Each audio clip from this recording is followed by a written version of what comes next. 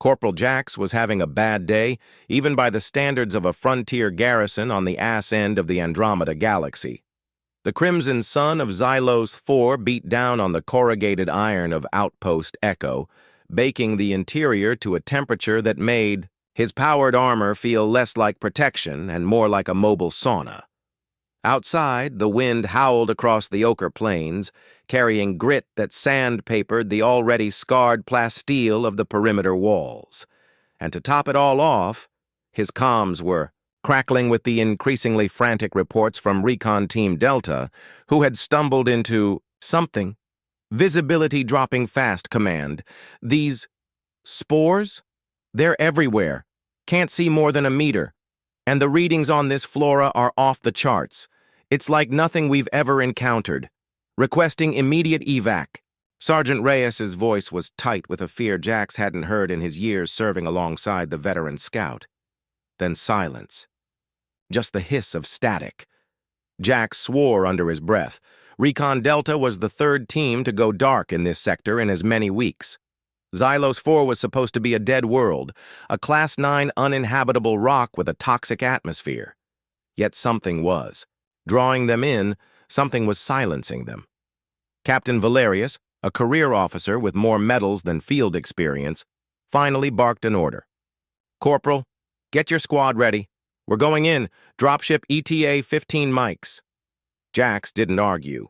He'd seen the fear in Valerius's eyes, a reflection of the unease that had gripped the entire station since the first recon team vanished. There was something wrong with Xylos IV, something the initial scans had missed. His squad was a motley crew. Tech McCready, a wiry engineer who could coax a signal out of a toaster. Hammer Kowalski, a mountain of muscle with a surprisingly gentle touch when it came to heavy weaponry, and Ghost Ishikawa, the silent, ever-watchful sniper. They were his family out here in the void. The dropship ride was rough, the anti-gravity struggling against the planet's unexpectedly strong pull. As they descended through the swirling, rust-colored clouds, Jax felt a prickling sensation on his skin, a subtle vibration that seemed to resonate deep within his bones. He glanced at his squad mates. They seemed to feel it too. They found Recon. Delta's transport lying on its side, half buried in the strange, purple-hued sand. The cockpit was empty, the emergency beacon silent. Outside, the air was thick with a fine, shimmering dust that clung to their armor. The local flora was bizarre, towering stalks of bioluminescent fungi that pulsed with an eerie, internal light, and thorny vines that writhed across the ground like living things.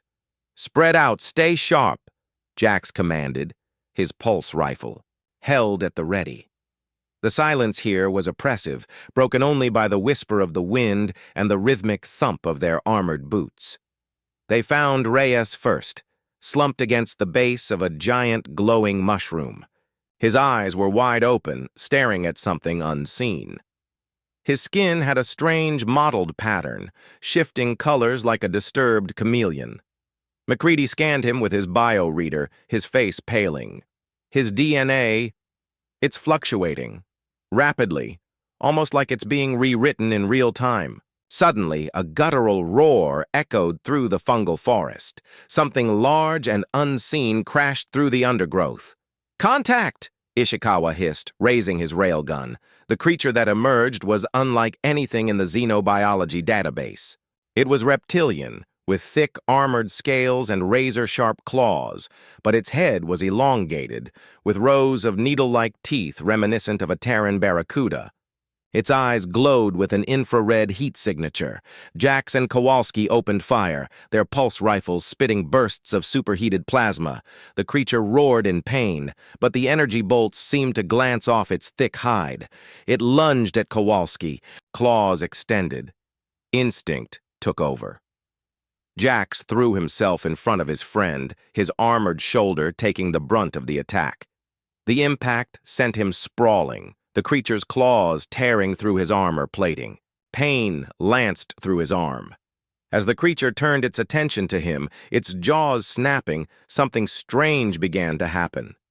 The throbbing in Jax's wounded arm intensified, but it wasn't just pain.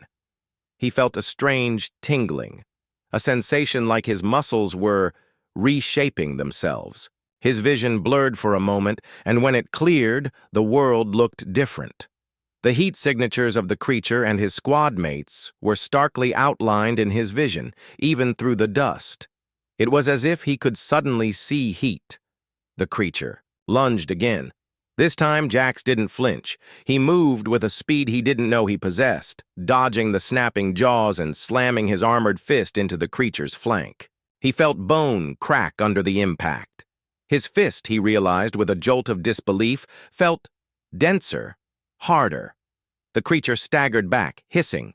Jax saw its movements with an almost preternatural clarity, tracking its heat signature through the swirling dust. He knew, somehow, where it would strike next. The fight was chaotic and brutal. Kowalski, recovering quickly, rained down heavy plasma fire. Ishikawa's railgun rounds punched through the creature's weaker points with surgical precision. But it was Jax who moved with an uncanny agility and ferocity, his senses heightened, his strength seemingly amplified. He felt different, primal. When the creature finally fell, its armored hide riddled with holes, the squad stared at Jax with a mixture of awe and apprehension. "Jax." "What was that?" MacReady asked, his voice trembling slightly. "You moved like something else." Jax looked down at his injured arm. The torn armor revealed skin that was no longer his normal pale complexion. It was thicker, tougher, with faint scale-like patterns forming beneath the surface. I don't know," he stammered, his mind racing. He remembered the tingling sensation on the dropship, the feeling of resonance with the planet, and Reyes's shifting DNA. Back at Outpost Echo, under the flickering fluorescent lights of the medbay, Dr. Anya Sharma ran a battery of tests on Jax. The results were baffling. His DNA was indeed fluctuating, mirroring the rapid evolutionary changes seen in Sergeant Reyes. But while Reyes had succumbed, Jax seemed to be adapting, gaining traits that were not human. "It's like your body is accessing some kind of genetic memory," Sharma theorized, her brow furrowed in concentration. "The atmospheric conditions, the unique radiation of Xylos IV, it's triggering something dormant in your DNA. Genes that have been silent for millennia are being reactivated." She pulled up a holographic projection of the human genome, highlighting vast stretches of non-coding DNA. "We've always called this junk DNA. But what if it's not junk at all? What if it's a record of our entire evolutionary history? Every ancestor we've ever had, from the simplest single-celled organisms to the complex mammals we are today." The implications were staggering. Humanity had evolved on a brutal, unforgiving world, a planet that had thrown constant environmental challenges their way. Each challenge had forced adaptation, each adaptation leaving its mark on the human genome. What if that history was still there, locked away, waiting for the right key to unlock it? Captain Valerius, his initial fear replaced by a cold, calculating gleam, saw the potential immediately. "So this planet, it can turn our soldiers into something more? Something better?" Sharma hesitated. "It's unpredictable, Captain. Reyes." His adaptations were chaotic, ultimately fatal. Jax seems more stable. But we don't know the long-term effects. But Valerius wasn't listening. He saw a weapon, a way for humanity to gain an edge in a galaxy filled with species who possessed natural advantages they could only dream of. Jax became their guinea pig. They sent him on controlled excursions into the Xylosian wilderness, monitoring his physiological changes. With each new environment, with each new encounter, he adapted further. When faced with high-frequency sonic emitters from a territorial, insectoid species, his ears subtly changed, developing cartilaginous flaps that shielded his eardrums. In areas of low oxygen, his respiratory system became more efficient, his blood carrying more oxygen per cycle. He was becoming a living record of evolution, a testament to the tenacity of life on Earth. But with each adaptation, he felt less and less human. The primal instincts that surged through him, the alien senses that overlaid his own, were slowly eroding his connection to himself. Weeks turned into months. Outpost Echo became a research facility as scientists from across human space descended on Xylos IV. They studied the planet, its unique energies, its bizarre biosphere, and most of all, they studied Jax and the few other soldiers who had begun to exhibit similar, albeit less dramatic, adaptations. They called it the Ancestor's Code, the activation of dormant genetic potential triggered by Xylos IV. Valerius pushed for accelerated exposure programs, wanting to weaponize this phenomenon. Ethical concerns were brushed aside in the name of human survival. Jax, however, was growing increasingly isolated. His squad mates treated him with a wary respect, but the easy camaraderie they once shared was gone. He was no longer just Jax. He was something else. His dreams were filled with fragmented images of creatures he had never seen, instincts he couldn't explain. He felt the phantom weight of scales, the echo of fins, the phantom twitch of a tail he no longer possessed.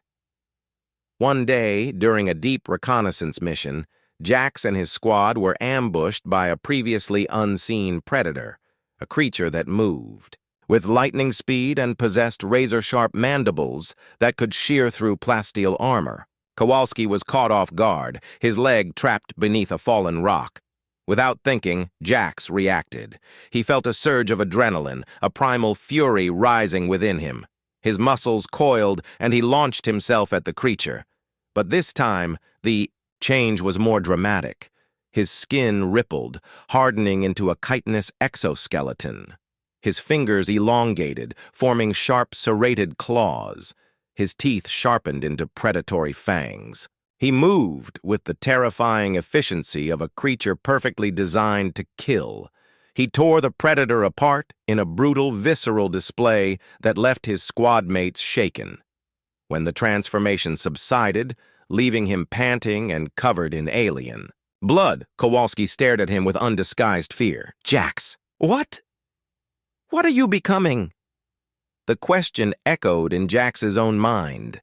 He looked at his hands, still faintly ridged with chitin, and felt a cold dread grip his heart. He was adapting, evolving, but was he still human? The scientists were ecstatic. Valerius saw the ultimate weapon, but Jax felt like he was losing himself piece by piece with every new adaptation. The whispers in his genes were growing louder, the echoes of his ancestors threatening to drown out his own identity. The galactic community had finally taken notice of humanity's activities on Xylos IV. Whispers of bioweapons research and forced evolution spread through the hyperspace networks. A delegation from the Pan-Galactic Concordium arrived at the Sol system, their sleek diplomatic vessels a stark contrast to humanity's utilitarian warships. They demanded access to Xylos IV, concerned about the potential threat this uncontrolled adaptation posed to the rest of the galaxy. Valerius, emboldened by his perceived advantage, refused. He saw the Ancestor's Code as humanity's trump card, a way to finally stand as equals among the elder races. But Jax knew the truth. This wasn't a path to strength.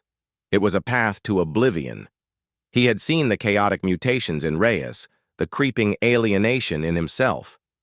Humanity was playing with forces it didn't understand, tampering with the very building blocks of life. He made a choice.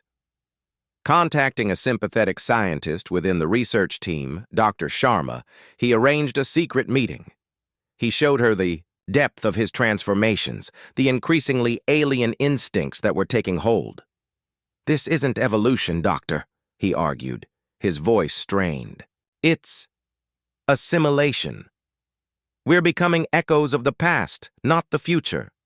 Sharma, horrified by the extent of his changes and the reckless ambition of Valerius, agreed to help. Together, they formulated a plan. During the next full-scale test of the adapted soldiers, Jax would trigger a failsafe. Sharma had developed a counter-agent, a complex cocktail of retroviruses designed to suppress the activation of the Ancestor's code. It wouldn't reverse the changes already made, but it would prevent further uncontrolled adaptation. The test took place in a vast enclosed biodome replicating an alien jungle environment. A squad of adapted soldiers, their bodies exhibiting a range of unsettling non-human traits, moved with predatory grace. Valerius watched with pride as the simulation reached its climax.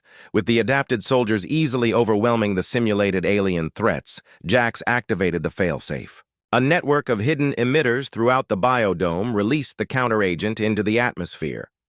Valerius, watching the monitors, saw the soldiers falter, their enhanced senses dimming, their alien features receding slightly. He roared in fury. Jax confronted him, his face grim. "This has to stop, Captain! We can't become monsters in order to survive!" Valerius lunged, his face contorted with rage. But Jax, even with his diminished abilities, was still faster, still stronger. He disarmed the captain and held him until security forces arrived. The arrival of the Concordium delegation, coupled with the internal conflict and the revelations about the dangers of the Ancestor's code, forced humanity to reconsider its path. Xylos IV was quarantined, declared a research zone under strict Concordium oversight. The adapted soldiers were studied, not as weapons, but as testaments to the power and the peril of uncontrolled evolution. Jax, forever changed by his experience, became a voice of caution, a reminder that humanity's greatest strength wasn't in abandoning its identity, but in embracing its adaptability while staying true to its core values. The Ancestor's code was a powerful inheritance, but it was one that came with a heavy price. Humanity had glimpsed its primordial past, and in doing so, had made a conscious choice about its future. They would adapt, they would endure, but they would remain defiantly human. The whispers in the genes would forever be a part of them, a reminder of the long and winding road of life, but they would not be the ones dictating their destiny. Humanity would forge its own path, not simply walk in the footsteps of its ancestors.